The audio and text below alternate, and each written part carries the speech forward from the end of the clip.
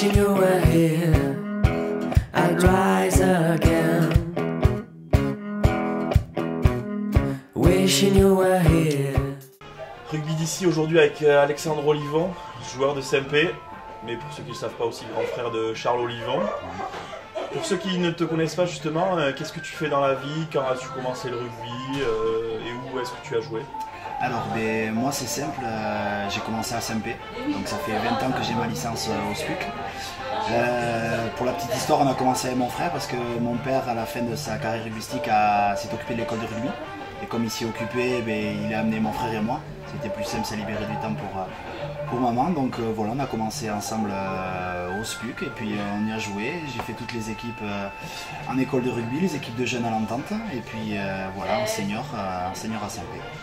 Justement, cette saison avec CMP, la première partie très bien, cette deuxième avec un peu plus de mal. Qu'est-ce qui a changé? Qu'est-ce qui vous manque dans cette deuxième phase? Mais il ne nous manque pas grand-chose. C'est vrai que la première partie a été bonne. C'est vrai que nous, on est une équipe, on n'a pas forcément trop de gabarit. Donc les temps secs, c'était un avantage pour nous. On est plutôt une équipe mobile. Et voilà, avec l'arrivée de la deuxième phase, Di étant un petit peu plus vieux, boueux, donc manque de physique. Et on est tombé aussi sur de belles équipes, mais il manque pas grand chose à chaque fois. Le premier match contre Vidar, on fait match nul alors qu'on se met à jouer que pour la deuxième mi-temps. On fait match nul. Le deuxième match à Léon, on tourne en avant dans la lutte. On perd de 3 points là, la saison, la deuxième partie, c'est qu'on commence avec 2 matchs gagnés. Derrière, ça te permet d'envisager la suite un peu plus sereinement, sauf que voilà, on s'est mis un petit peu le feu d'entrée.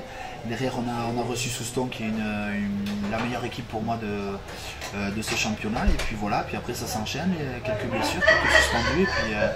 Et puis on n'a pas non plus une profondeur de banc suffisante pour pouvoir faire tourner suffisamment.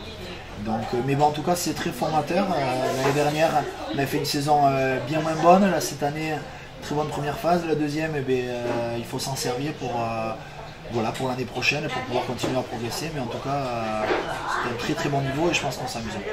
Justement, il y a ce match à Léon où il y a eu 2 reports qui est un peu en suspens. Ça serait sans doute un match perdu pour vous. Ouais. Dans vos têtes, vous êtes mort déjà pour la qualif ou vous faites quoi là? Vous travaillez? Oui, on continue à travailler déjà parce qu'on a le match le prochain, c'est Cambo. Voilà, donc on souhaite gagner. Et après, donc Léon, on ne sait pas ce que ça va donner. Après, tous les matchs, on les joue pour les gagner. Et clairement, Léon, si le match est perdu sur tapis vert, ce sera perdu. Sinon, si on vient les jouer, on fera le maximum pour gagner. Et puis viendra le dernier match, peut-être ce sera une finale. Et on ira tout donner à Bardos comme en première phase. On n'était pas loin d'aller chercher une victoire là-bas, donc pourquoi pas, mais on jouera tous les matchs à fond. Tu parlais de ton père qui a été éducateur à l'école de rugby. Ouais. Maxime Lucu, qu'on a fait la semaine dernière, nous vantait justement cette formation avec ton père. Ouais. Tu l'as eu toi aussi comme entraîneur? Non, moi j'ai pas eu cette chance-là. C'est mon frère qui a l'âge de Maxime qui a eu mon père comme entraîneur, qui s'est occupé de toute cette génération de 93. Moi j'ai pas eu cette occasion-là, mais c'est pas pour ça que j'ai eu d'autres mauvais éducateurs. J'ai toujours eu la chance, j'ai toujours été enchanté de tous les gens, des bénévoles qui se sont occupés de nous à cette époque. Tu l'as pas eu, mais il était comment? Il était plus exigeant envers son fils que les autres, ou comment il était? Ouais, il y a peut-être une part un peu plus importante d'exemple, mais après à ce niveau-là, tu sais, en école de rugby, il ne faut pas non plus être trop exigeant. Il n'y a pas de poste, il n'y a pas trop de physique encore, il faut surtout que les gens s'amusent. Et je pense que c'était le principal. Je sais que rugbystiquement ils étaient bons, il y a ils étaient doués. Et après je pense qu'ils avaient un super état d'esprit, c'était une super bande de copains. Je crois que autant les matchs les a marqués que surtout les avant-matchs, les après-matchs, les pauses déjeuner, les sandwichs, les goûters. Je pense que c'était un tout, et ce qui fait qu'ils ont bien vécu ensemble et qu'ils se sont pas forcément trop pris la tête et que c'était à cet âge-là c'était qu'un jeu encore. On peut pas passer à côté de la question sur ton frère. Ouais.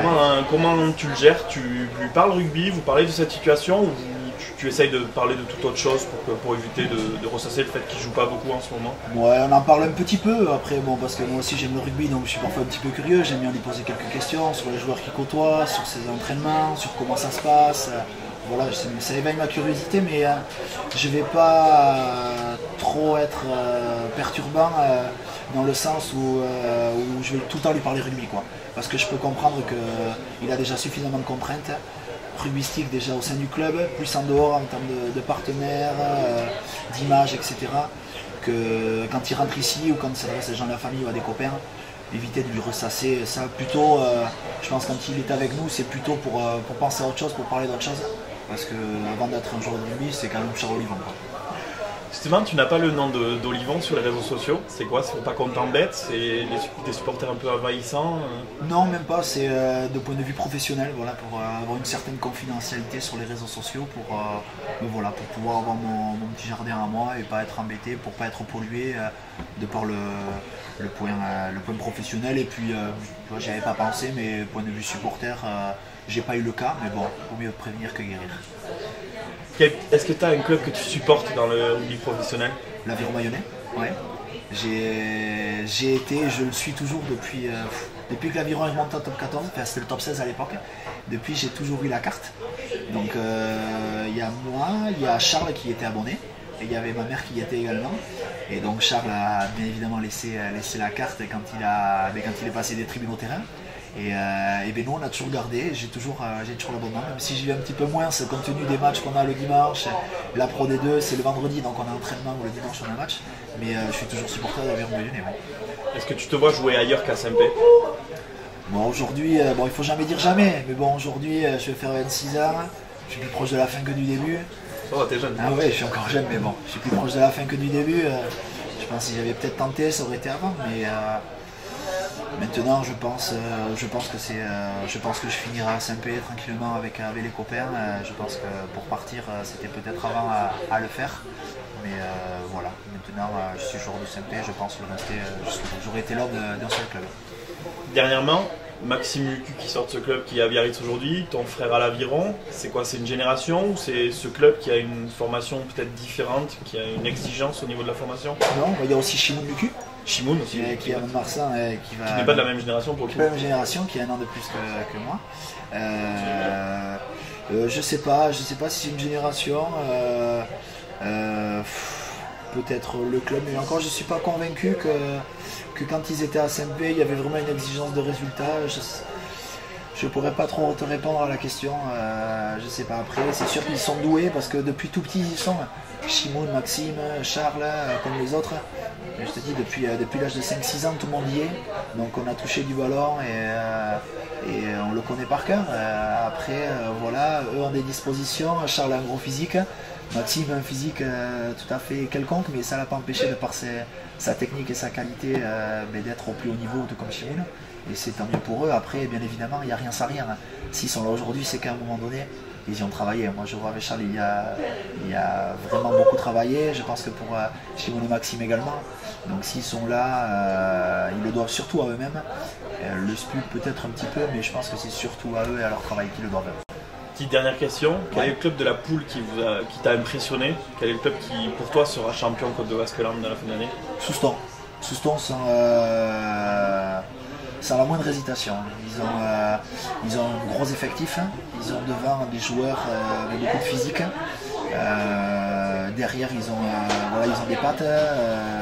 Franchement, c'est l'équipe la plus complète. Et à Saint-Pé, quand ils sont venus jouer, j'avais l'impression qu'on avait fait un bon match. Mais des fois, il faut savoir perdre contre le meilleur. Et pour moi, s'ils continuent sur ce rythme-là, il n'y aura pas photo. Ils monteront. Et je crois que c'est ce qu'ils cherchent depuis des années. Et j'espère pour eux qu'ils monteront. Et je leur souhaite bon vent en Fédéral 3. Justement, une dernière question cette fois-ci. Tu le disais, la dernière moins bonne saison, cette année première partie de saison bonne, la deuxième un peu moins bonne. Ouais. Vous avez un objectif quand même d'aller jouer au-dessus, par exemple en Fédéral 3, d'aller vous tester un peu? Eh bien, c'était le but. Enfin, le but premier, c'était de se qualifier en honneur. Comme ça, on assurait le maintien et la possibilité de jouer des phases finales. Après, bien évidemment, l'objectif, c'était au moins de faire des phases finales, au moins de jouer à la demi-finale. Quitte après, sur des matchs à élimination directe, tout peut très vite se passer. Et c'était au moins de finir dans les 4, mais ce sera peut-être le cas encore, on ne sait pas. Ouais, pour essayer de voir. Alors on n'a peut-être pas le niveau quantitatif, l'effectif pour pouvoir monter, mais au moins essayer de jouer le haut de tableau pour pouvoir se frotter aux grosses équipes parce que je pense que Souston aujourd'hui est pas trop loin du niveau de la Fédérale 3 et donc c'est toujours enrichissant. Et comme disait un joueur quand on est allé jouer à Souston le week-end dernier, il disait que de ces équipes-là, quand on les joue, il faut savoir apprendre, il ne faut pas les regarder jouer, il faut essayer d'en tirer quelque chose de positif. Et voilà, donc oui, c'est toujours quelque chose d'enrichissant, mais on verra. J'espère que l'an prochain on fera une saison et qu'on essaiera d'aller jouer les premiers rôles et de tenter quelque chose sans forcément y arriver, mais se donner les moyens de monter peut-être. Eh bien, merci beaucoup Alexandre. Avec plaisir. Et bonne fin de saison du coup. Ouais, merci beaucoup.